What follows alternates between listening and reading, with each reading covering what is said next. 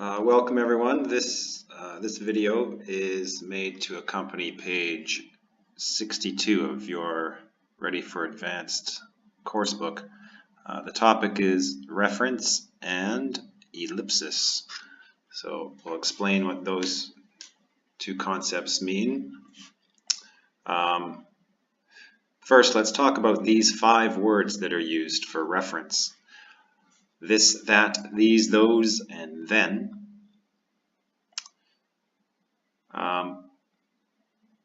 What we're looking at here is when a writer wants to refer backwards in the text to something that was already mentioned previously.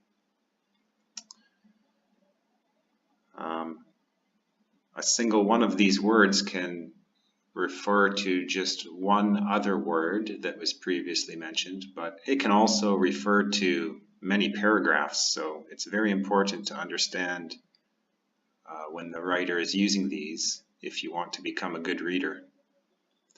Of course, these are also useful if you want to be a good writer. So a lot of these examples are taken from reference books that teachers commonly use.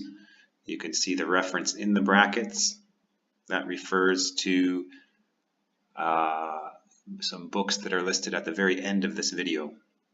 So first, with this and that. It kind of has a similar meaning to it, and we use it to refer back in the text. So if we check out this example, it says, so she decided to paint her house pink. It upset the neighbors a bit. Here it refers to her painting the house pink.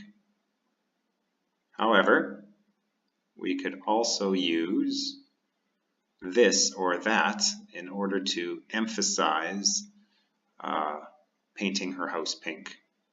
So that's something that writers might want to do. Here, as you can see, it says to shine a light on what's being referred to. So we could rewrite this sentence. So she decided to paint her house pink. This really upset the neighbors, as you can imagine. This and that have basically the same meaning. There's not much difference. However, there is a slight difference. When you want to say more about the situation that is being described, then this is the pronoun that you should use. So as you can see in this example, the writer goes on to talk more about the legal case that the neighbors brought against this woman who painted her house pink. And that is the choice if you want to create some distance between yourself and what's being referred to. So as an example, let's imagine there was some article written lately about some journalist said something about the 1968 invasion of Czechoslovakia was not a terribly bad thing. It was partially a good thing. And if you want to distance yourself from that because you don't agree with it or you just don't like it, then you might say, that's rubbish. Rubbish meaning garbage. And so that basically means you disagree with it. Moving on. These and those, it's the same meaning as this or that, this and that, but these are for plural. So as you can see in this example, the word these is referring to the subjects mathematics, science, and critical thinking. And in this example here, it's an example about a politician who's quite often in the news nowadays. Those refers to building a wall along the border, banning certain groups of people from coming in the country, and getting friendly with traditional enemies. And so the person who wrote this doesn't like those policies and said, those for the distancing effect. We can also use these words with another noun. So in this case, it's acting as a determiner in front of a noun. And, in the previous examples we were looking at, it was acting as a pronoun. Anyways, that's just grammar talk. These can be used with a noun that is usually general in meaning. So for example, back to our original example, she decided to paint her house pink. This act upset the neighbors so much. So act is the general noun. And back to our lovely politician that we all love so much. Instead, you could use the general noun ideas. So those ideas. For time and place, for place we would use the pronouns here and there. And for time, you could use the pronouns then or at that time. And that's to refer backwards in the text to a place or a time. So here the pronoun there means her house. So I guess he doesn't like her very much. And here the pronoun then is referring to last night. So he didn't have enough time to go to her party last night. All right, you're ready for some practice. You can try Ready for Advance, page 62, part A, exercise number 1. It would probably take 10 or 15 minutes, but in this video we'll move right along. So if you'd like to do some practice, please pause it, and we'll move on. Talk about some other substitute words. The first substitute word is, these are just words that let the reader know that the writer has left something out of a sentence. And the examples we're going to talk about: do so, nor. We're also going to talk about neither. It has the same meaning. If not and if so. Auxiliary verbs, and there are some examples of them. And the pronoun one or ones. So do so is used to avoid repeating the verb phrase.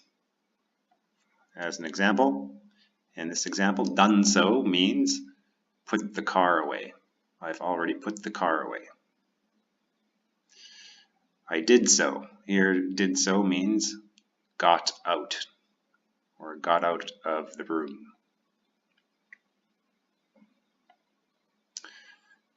Nor and neither, they both mean also not. And they are followed by an auxiliary verb and then a subject. So as an example, nor did Kate. That basically means Kate also did not turn up. And turn up means basically attend.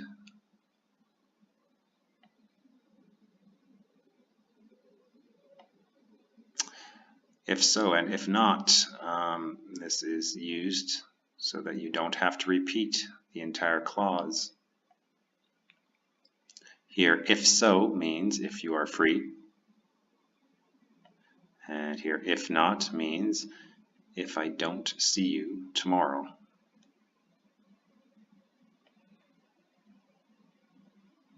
All right, auxiliary verbs. Once again, they can be used instead of repeating the entire verb phrase. And the verb phrase, that basically means the verb and everything that comes after it in the original sentence. So here, I am, the auxiliary verb is am, and this statement means I am getting up. Auxiliary verb here, has. So he hasn't means he hasn't written to me yet. Here the auxiliary verb can, as you can see, means when I can come and see you. For one and ones, we're talking about countable nouns. If there's no adjective, we can drop the article. So here, I'd like a small one means a small flat. I'd like one with a garden means a flat with a garden. Notice there's no article and no adjective in this one. And if you're talking about two things like your shoes, you can say these ones. Yeah, I bought these ones at Galeria Vankovka. Or I'm afraid I've mispronounced that. Okay, you're ready for another practice? Pause the video, give that a shot, and we're going to keep moving on. Just one more thing I want to mention, and it's what ellipsis is. Ellipsis is just a fancy word that means that you've cut some of the words out because the reader can understand a shortened version of it. And we've basically been doing this all along. Ellipsis is usually combined with substitute words, which we've just covered. So you can give same page, part B now, exercises 2 and 3. You can give them a try. And then at the next class, we'll spend the first 15 or 20 minutes going over any questions that you have about the answers. The answers are in the back of the book. For exercise number 3 here, it's a suggested answer. So you might have some different answers, and you can run those by me at the beginning of next class. All right, thank you for viewing. If you have any questions, just write in the comments below. If this is on YouTube, that's what I'm going to try next. And I'll try to get back to those comments as soon as possible.